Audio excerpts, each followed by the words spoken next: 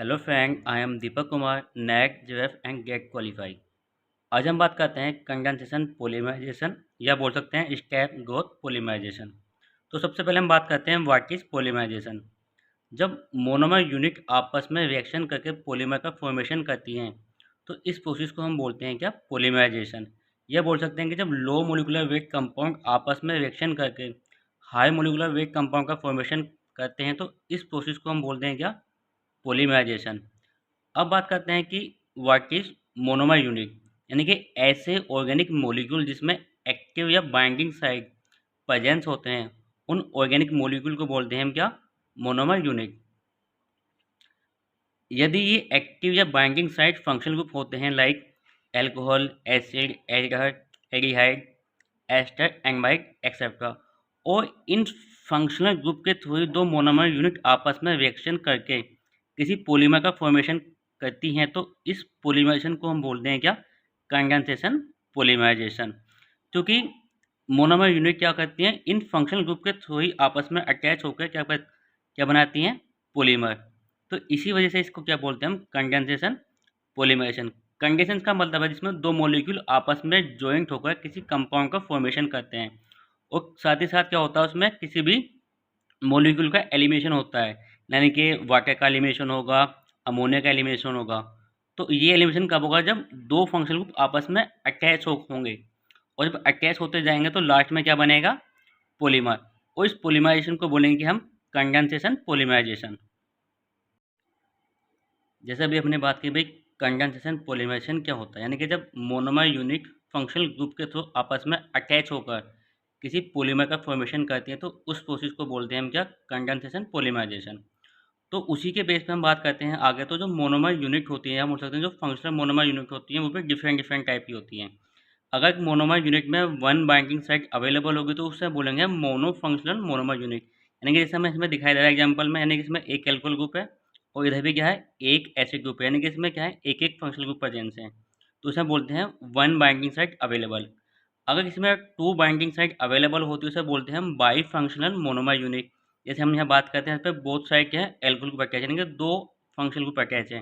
तो इसी वजह से कि एक क्या है, टू बाइंडिंग साइट इसमें अवेलेबल है।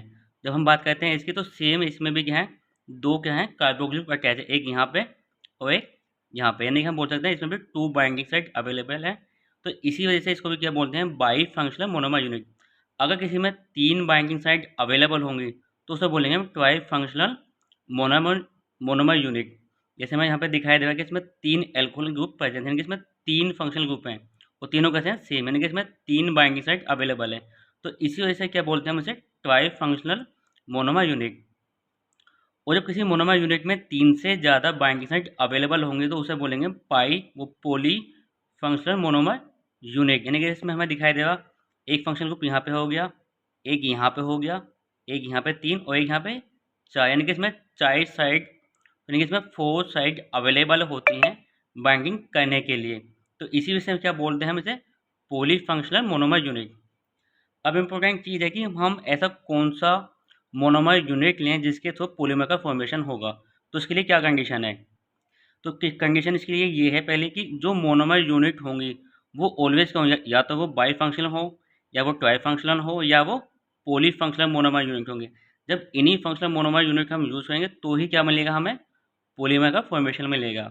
यदि हमने मोनोमर यूनिट क्या ली, मोनो फंक्शनल मोनोमर यूनिट ली, यानी कि जिसमें एक बाइंडिंग साइट अवेलेबल होगी तो पॉलीमर का फॉर्मेशन नहीं होगा, क्योंकि वो क्या होगा, उसमें एक दो स्टेप में रिएक्शन होगी उसके बाद रिएक्शन स्टॉप होगी एंड पॉलीमर का फॉर्मेशन नहीं होगा। क्योंकि पॉलीमर कब बनता है, जब रिएक्शन अगेन अगेन होती है मोनोमर यूनिट के थ्रू। इसी वजह से ये इसमें क्या होगा, जब वन बाइंडिंग साइट अवेलेबल होंगी मोनोमर यूनिट में तो एक दो स्टेप के बाद ही क्या होगा, रिएक्शन स्टॉप हो जाएगी और पॉलीमर का फॉर्मेशन नहीं होगा।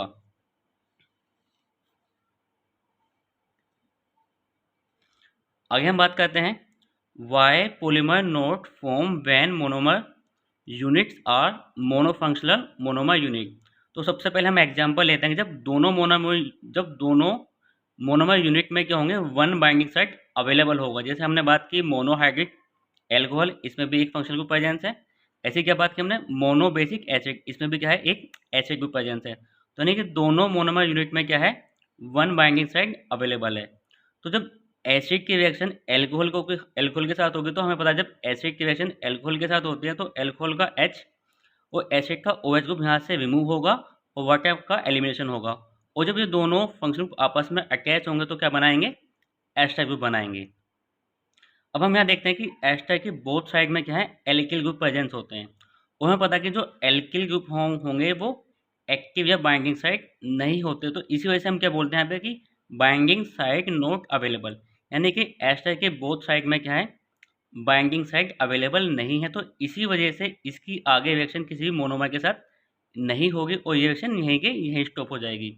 तो हम बोल सकते हैं reaction stop after ester form, कि जब एस्टर का फॉर्मेशन होगा और उसके both side binding side available नहीं होंगी तो इसकी आगे मोनोमर के साथ रिएक्शन नहीं होगी और रिएक्शन यहीं पे स्टॉप होगी। और ये कंडीशन कब है कि जब दोनों मोनोमर यूनिट क्या होंगी, मोनो फंक्शनल मोनोमर यूनिट होंगे, यानी कि इसमें only one binding side available होगा। आगे हम बात करते हैं कि when when one monomer unit is one binding side and other monomer unit is two binding side।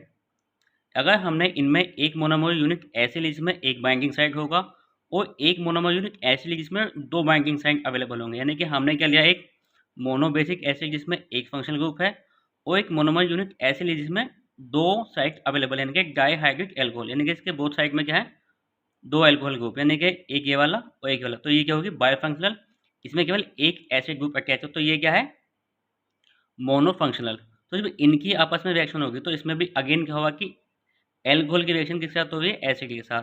तो यहाँ पे क्या होगा, वाटर का एलिमिनेशन होगा, यानी कि एल्कोहल का H और एसिड का OH यहाँ से एलिमिनेट होगा। और जब ये रिएक्शन आपस में अटैच हो गई, जब दो फंक्शनल ग्रुप आपस में अटैच होंगे तो अगेन क्या बनेगा, एस्टर बनेगा। तो इसे हमने क्या बोला, मोनो एस्टर। तो अब हमने देखा कि एस्टर के साइड में एक साइड क्या है, एल्कोहल ग्रुप, और एल्कोहल क्या होता है, फंक्शनल ग्रुप, यानी कि ये क्या है, binding side available. But other side क्या है, एल्किल ग्रुप, और जो एल्किल ग्रुप होता है वो बाइंडिंग साइड नहीं होती, तो इस वजह से हम क्या बोलते हैं, बाइंडिंग साइड नॉट अवेलेबल।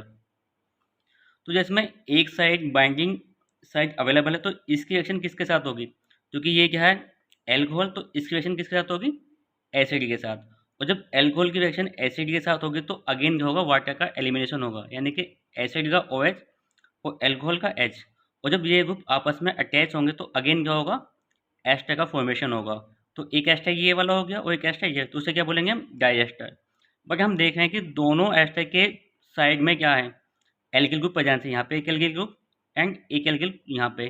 तो यहाँ पे हमने देखा कि दोनों ही साइड में क्या है, बाइंडिंग साइड नॉट अवेलेबल, ना यहाँ पे बाइंडिंग साइड अवेलेबल है और ना ही यहाँ पे बाइंडिंग साइड अवेलेबल है। तो इसका क्या मतलब हुआ कि इसकी आगे किसी भी मोनोमर के साथ रिएक्शन नहीं होगी और रिएक्शन यहीं के यहीं स्टॉप हो जाएगी, यानी कि इसमें reaction stop after two step.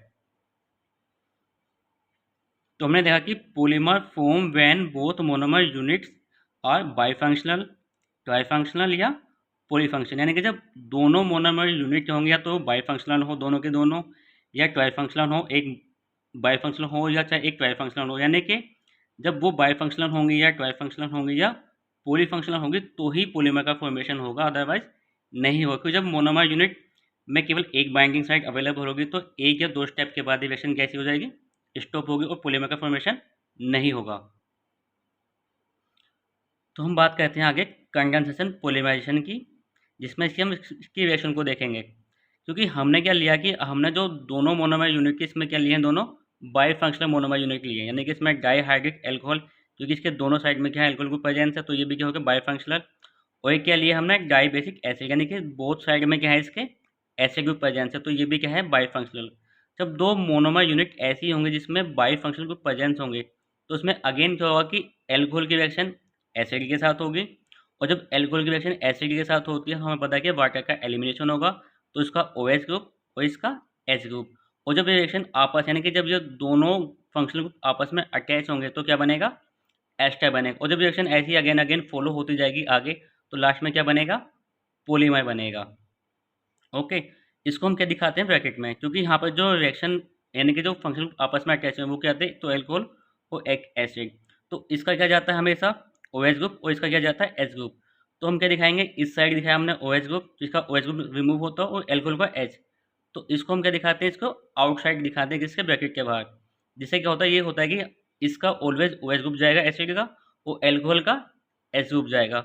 उसके बाद हम यहाँ दिखा देते हैं एन से, यानी कि एन नंबर मॉलिक्यूल, यानी कि कुछ भी 10,000, 20,000, 25,000, 1,00,000। अब बात करते हैं इसके मैकेनिज्म की कि ये रिएक्शन होती कैसे गैस है। हम बात करते हैं इसके मैकेनिज्म, तो हमने पहले क्या लिया कि दो मोनोमर यूनिट लिए हैं जो दोनों क्या हैं, बाईफंक्शनल हैं। तो पहले स्टेप में क्या होता है कि भाई एसिड की रिएक्शन एल्कोहल के साथ वाटर का एलिमिनेशन। तो जब वाटर का एलिमिनेशन होता होगा और ये दोनों ग्रुप आपस में अटैच होंगे तो क्या बनता है, एस्टर। इसमें एक ही एस्टर है तो सर क्या बोलेंगे हम, मोनो एस्टर। लेकिन इसमें क्या हुआ कि दो मोनोमर यूनिट आपस में अटैच हुए हैं तो इसे क्या बोलते हैं, डाइमर। उसके बाद हमने देखा कि जब ये दोनों आपस में अटैच हुई तो क्या बना, एस्टर। तो इसकी बोथ साइड में क्या है, एक साइड एसिड ग्रुप है और एक साइड एल्कोहल ग्रुप प्रेजेंस है। तो दोनों ही साइड में क्या है, बाइंडिंग साइड अवेलेबल हैं, इधर भी एंड इधर भी। तो अब हम क्या कर सकते हैं, हम चाहे तो इधर से भी रिएक्शन कर सकते हैं और इधर से भी रिएक्शन कर सकते हैं मोनोमर यूनिट की। अगर हम इधर क्या है, एसिड प्रेजेंस है तो इधर से रिएक्शन किसके साथ होगी, एल्कोहल के साथ। और इधर एल्कोहल है तो इसके इधर रिएक्शन होगी किसके साथ, एसिड के साथ। तो वो अपने अकॉर्डिंग हम जो रिएक्शन दिखाना चाहे वो दिखा सकते हैं। लेकिन हमने क्या किया है कि हमने एसिड के साथ रिएक्शन दिखाई है कि जब एसिड की रिएक्शन किसके साथ होगी, एल्कोहल मोनोमर यूनिट के साथ होगी। तो यहाँ पे क्या होगा, अगेन क्या होगा, वाटर का एलिमिनेशन होगा, इसका ओ एच ग्रुप और एल्कोहल का एस ग्रुप यहाँ से रिमूव हो जाएगा वाटर मॉलिक्यूल के फॉर्म में। जब ये ग्रुप इससे जाके अटैच होगा तो क्या बनेगा, अगेन एस्टर का फॉर्मेशन होगा। तो इसमें ऑलरेडी एक एस्टर तो अगेन क्या बना, एस्टर। तो इसे क्या बोलेंगे हम, डाई एस्टर। और साथ ही साथ इसे हम क्या बोल सकते हैं, ट्राइमर। यानी कि इसमें क्या है, तीन मोनोमर यूनिट अटैच हैं। पहले क्या थी, दो, अगेन हो गए तो कितनी होगी, तीन। और तीन के लिए क्या बोलेंगे हम, ट्राइमर। उसके बाद हमने देखा कि अगेन क्या होगा, इसके बोथ साइड क्या होंगे, एक्टिव यानी कि बाइंडिंग साइड अवेलेबल है। लेकिन अब क्या है, दोनों में क्या है, इधर भी एल्कोहल ही है और इधर भी क्या है, एल्कोहल ग्रुप भी प्रेजेंस है। तो अब क्या लेंगे हम, एसिड, क्योंकि जब एल्कोहल ग्रुप प्रेजेंस होगा तो हम एसिड का यूज़ करेंगे, अगर एसिड ग्रुप प्रेजेंस होगा तो एल्कोहल का यूज़ करेंगे। तो यहाँ पे क्या है, एल्कोहल, तो इसी वजह से क्या लिया हमने, एसिड ग्रुप लिया। तो अगेन जब एसिड के साथ रिएक्शन होगी तो एल्कोहल का एच और एसिड का ओ एच ग्रुप, अगेन क्या होगा, वाटर का एलिमिनेशन होगा। और जब ये एसिड ग्रुप इस एल्कोहल के साथ अटैच होता होगा तो क्या बनेगा, अगेन एस्टर बनेगा। तो इसमें कितने एस्टर के, 1 2 3, इसको बोलेंगे हम ट्वाई एस्टर। लेकिन इसके अंदर जो यूनिट है मोनोमर वो कितनी है, 4। तो उसके लिए क्या बोलेंगे हम, टेट्रामर।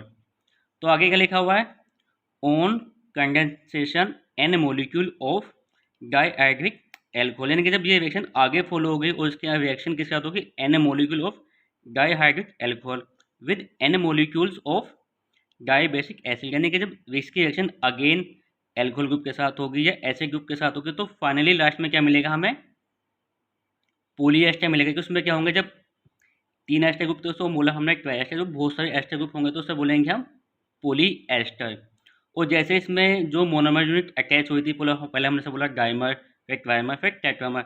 जब बहुत सारी मोनोमर यूनिट आपस में अटैच होंगे तो उसको क्या बोलेंगे हम, पॉलीमर। तो इसी टाइप से क्या होगी, जब ये रिएक्शन आगे आगे फॉलो होगी तो लास्ट में क्या मिलेगा हमें, पॉलीएस्टर, उसे क्या बोलेंगे हम, पॉलीमर। लेकिन साथ साथ ये भी ध्यान देना है कि जब भी कभी इनकी आपस में रिएक्शन होती है किसी फंक्शनल ग्रुप की तो उसमें क्या एलिमिनेशन होना चाहिए, या तो वाटर मॉलिक्यूल रिमूव होना चाहिए या अमोनिया विलीव होना चाहिए एक्सेप्ट्रा इन कंडेंसेशन पॉलीमराइजेशन में। तो कंडेंसेशन का मतलब होता है जब दो मॉलिक्यूल आपस में अटैच होकर किसी मॉलिक्यूल का फॉर्मेशन करते हैं और साथ ही उसमें क्या होगा, वाटर का एलिमिनेशन हो या अमोनिया का एलिमिनेशन हो। तो आज हमने देखा कि भाई कंडेंसेशन पॉलीमराइजेशन क्या होता है, नहीं कि ऐसी मोनोमर यूनिट जो आपस में अटैच होते हैं किसके थ्रू, फंक्शनल ग्रुप के थ्रू अटैच होती हैं, उसी पॉलीमराइजेशन को बोलते हैं हम condensation polymerisation. Thank you. Please इस वीडियो को शेयर करें एंड सब्सक्राइब करें।